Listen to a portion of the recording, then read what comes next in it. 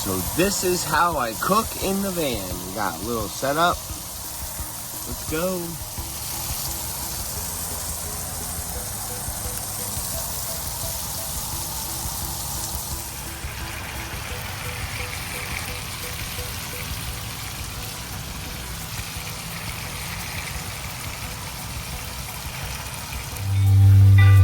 Here we go, the finished product. Got some rice,